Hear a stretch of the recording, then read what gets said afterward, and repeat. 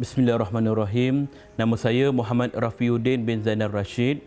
Saya merupakan pengerusi eksekutif Skuad Pengurusan Jenazah Malaysia, sebuah badan NGO peringkat kebangsaan yang berpusat di Kuala Lumpur. Saya Cik Nak, bekerja sebagai seorang jururawat di salah satu hospital di Selangor. Saya Nur Akmal, rakan satu kerja dengan Cik Nak lah. Salah satu hospital dekat negeri Selangor lah. Saya Dr. Aisyah Fathia. Saya sebagai pegawai perubatan di salah sebuah hospital distrik di Selangor.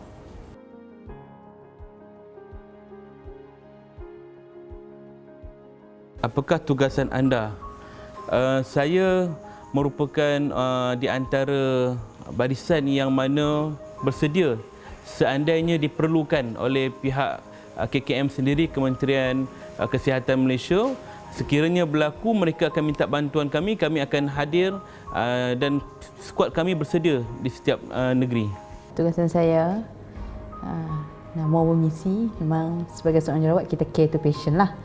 So kita generally dekat hospital yang kita yang menjaga COVID, every time kita punya kerja tu per shift lah. Kalau contoh shift pagi 7 pagi sampai 2 petang, 2 petang sampai 9 malam, dan shift malam 9 malam sampai 7.30 pagi.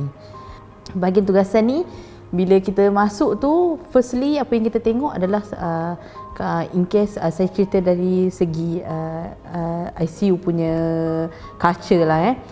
Kita masuk, lepas power semua, kita tengok dia punya blood pressure lah, tekanan darah, kita punya nadi, dia punya pernafasan dengan oxygenation di dalam dalam badan kita. Tugasan saya, saya sebagai pegawai perubatan di hospital saya. Kami adalah sebuah hospital daerah, so kami akan buat general rounds ataupun pergi ke kecemasan lah. Apakah reaksi anda ketika mendapat tawaran tugasan tersebut?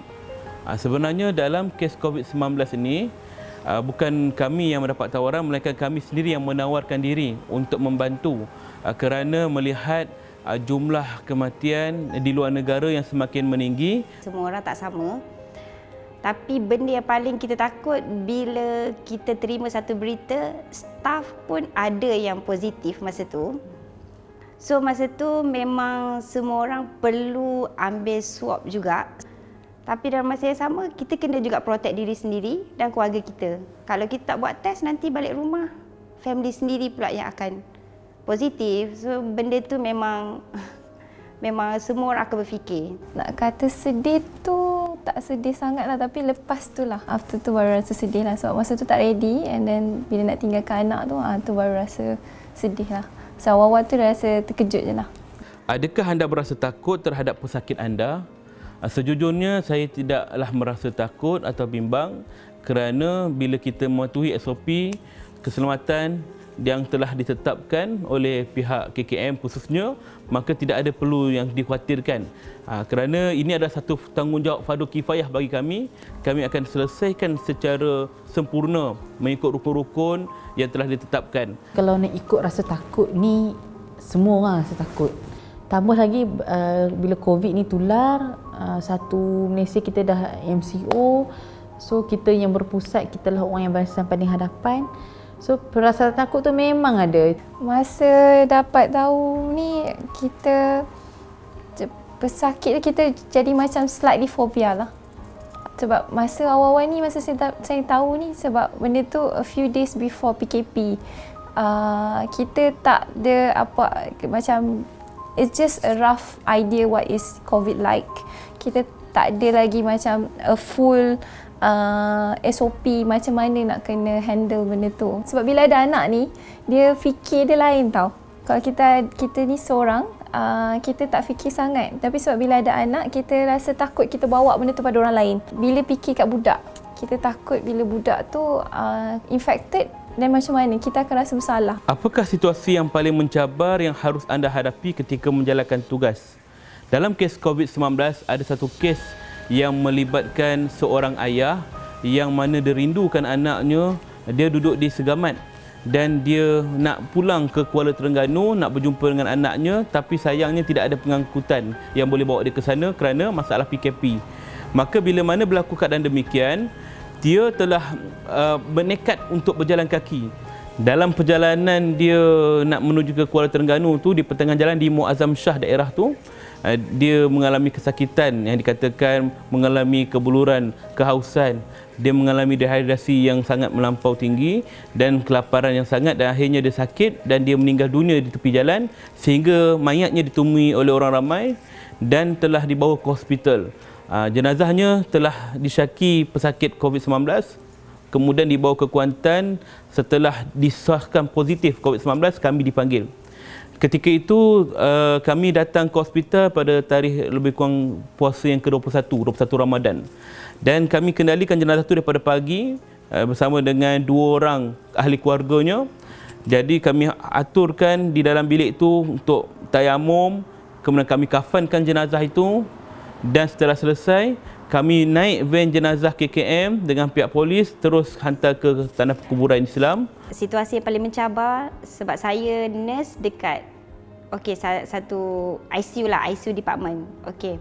Masa COVID first sampai dekat Malaysia, patient memang kebanyakan yang sampai tu patient stable. So bila dah spread dekat Malaysia, ada salah satu patient yang memang patient pertama yang kita terpaksa intubate. Maksudnya intubate ni kita terpaksa masukkan satu tiub pernafasan untuk patient tu. Kita terpaksa tidurkan dia sebab masa tu dia dah kritikal.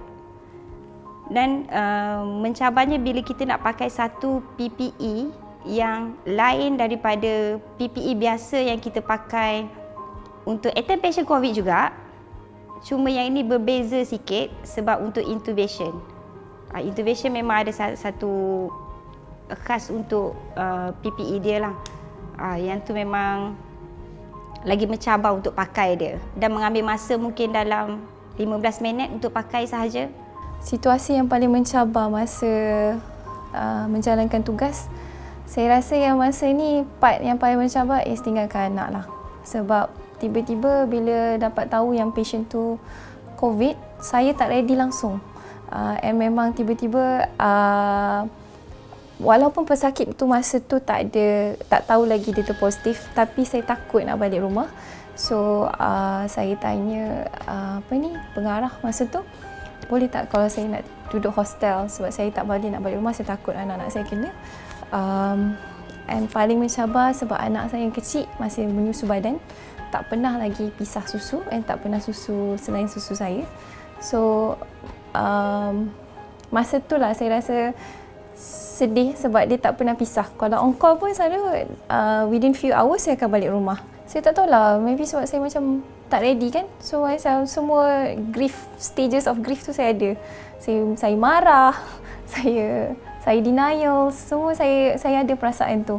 So kadang-kadang bila teringat anak tu kan, nanti saya nangis, macam tu lah. Apakah pengalaman yang sukar untuk dilupakan semasa menjalankan tugas? Dalam kes COVID-19 ini, pengalaman yang paling sukar ialah situasi kita berhadapan dengan waris-waris. Yang kita tahu waris tidak boleh langsung melihat wajah jenazah, tak boleh langsung menyentuh badan jenazah secara langsung dan tak boleh mencium sebagaimana jenazah-jenazah yang biasa. Jadi kami berhadapan dengan situasi waris menangis-nangis daripada jauh melihat, ada waris yang tak dapat mengawal emosinya, marah-marah kepada kami, kepada pihak KKM, kenapa perlu ikut SOP, ini ayah saya dan sebagainya. Ini adalah satu cabaran dan juga pengalaman yang sukar kami lupakan sebab rasa simpati kami kepada waris tu seolah-olah macam kami ni dengan keluarga kami sendiri. Tentu kita akan rasa sedih sangat bila berhadapan dengan situasi yang getir ni, perlu berhadapan kenyataan bahawa keluarga dah meninggal dunia.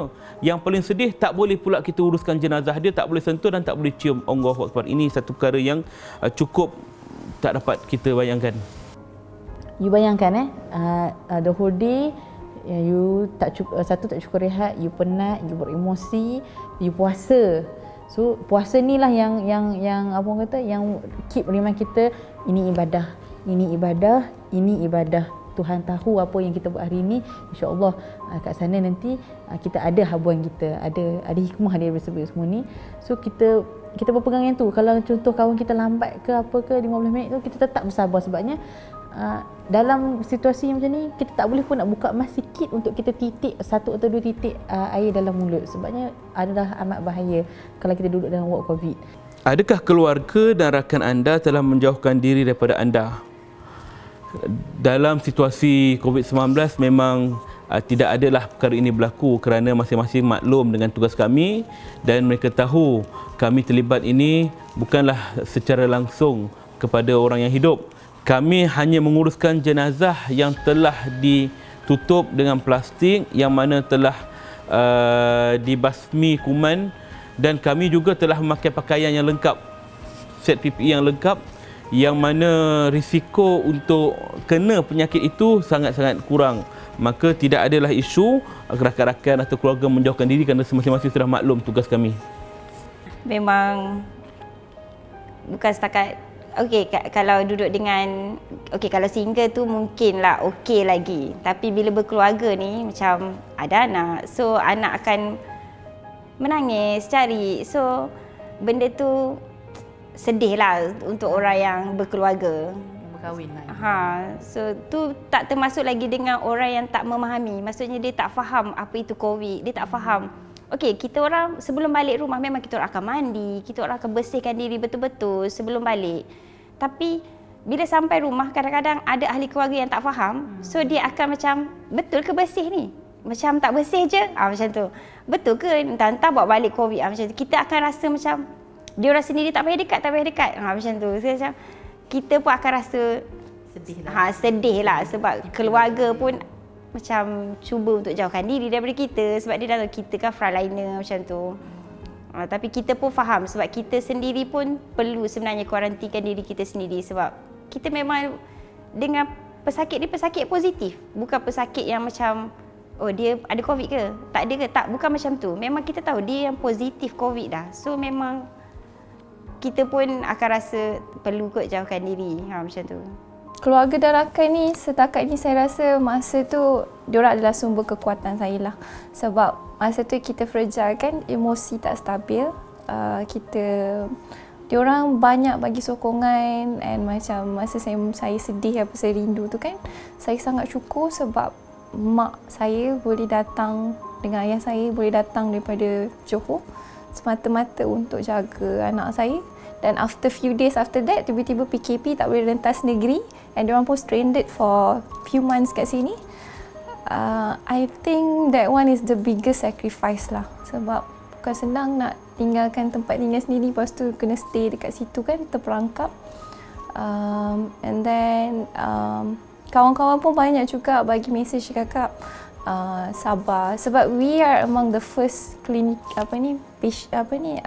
pekerja kesihatan yang kena kuarantin sebab COVID ni lah. So macam masa tu orang pun macam saya tak rasa ada orang pun yang menjauhkan diri. Semua macam rasa turut simpati lah sebab kita ada anak kan, sebab dia orang rasa bila jauh dengan anak tu dia punya rasa sedih dia tu dia ekstra sikit. Apakah yang anda ingin katakan kepada semua frontliner yang telah berkhidmat kepada rakyat dan negara dalam menangani wabak ini? Walaupun dengan peningkatan kes COVID-19 yang ada turun dan naiknya ni, maka jangan putus asa kerana sungguhnya ini adalah perjuangan kita, ini adalah medan kita untuk mempertahankan negara kita daripada COVID-19. Sebenarnya anda adalah hero kami semua dan mudah-mudahan segala usaha kita ini diberkati Allah Ta'ala, dirahmati Allah. Apa yang saya boleh cakap, frontliner, mana petugas kesihatan, tak kira lah you doktor, jururawat, PPK, bahagian mortuary, driver, bahagian polis, bantuan ke, yang menjaga tentera ke, yang menjaga, yang menjadi frontliner, yang first frontliner ni, yang pertama adalah syabas. Yang kedua, tahniah sebab kita ni berkorban bukan untuk diri kita tapi untuk keluarga dan negara. Benda ni kita tak boleh jangka siapa yang akan kena and bila kita nak kena. So kita kena sentiasa get ready, and I think for every day yang kita dengan family and friends, kita buat macam seolah benda tu hari terakhir lah. So kita hargai setiap masa yang kita ada. And saya rasa sekarang ni Kementerian Kesihatan and also barisan petugas hadapan yang lain semua sangat buat everything at their best. Apakah pesanan buat rakyat kepada rakyat Malaysia khususnya dan juga kepada warga asing yang berada di Malaysia? Hendaklah kita patuhi segala prosedur SOP yang telah ditetapkan oleh pihak kerajaan dalam kita sama-sama menangani mengekang wabak COVID-19 ini. Yang mana kalau kita tidak atasinya bersama, sebimbang perkara ini akan sama berlaku macam negara di luar sana yang semakin hari semakin teruk sehingga ada beberapa buah negara yang dah lumpuh dah kerana COVID-19 ini. Kita tak nak kerana perkara ini, kerana kedegilan setengah pihak yang patutnya kena kuarantin tapi tak nak kuarantin, yang sepatutnya kena asingkan diri tak nak asing diri, yang sepatutnya kita memakai penutup muka di kawasan orang awam, di kawasan yang sesak, maka kita patuhilah kerana kita tak nak peristiwa PKP yang lepas yang terpaksa kita duduk berminggu-minggu, berbulan-bulan dalam rumah, mengganggu urusan kerja kita, urusan sekolah kita, mengganggu ekonomi kita, lumpuh. Maka ramai orang yang terbeban, yang terhenti kerja, berlaku lagi. Seandainya kedegilan ini tak dapat diatasi, maka nantikanlah gelombang kedua dan gelombang ketiga yang mungkin lebih dahsyat daripada ini. Okey, pesanan buat rakyat, kita jaga kita lah. Kita tak nak PKP balik. So kita kena follow SOP betul-betul. Kalau banyak sangat kluster yang kita boleh ambil lesson from. Macam kalau balik daripada sesuatu tempat yang memang dah tahu benda tu adalah tempat COVID area, so kita kena isytihar diri kita akan pergi check kat tempat tertentu, dekat tempat yang sepatutnya, and then kita quarantine betul-betul. Bila kita langgar quarantine, orang lain akan beribu-ribu lagi yang akan affected. Bukan kita seorang je. #kita jaga kita. Kita jaga kita.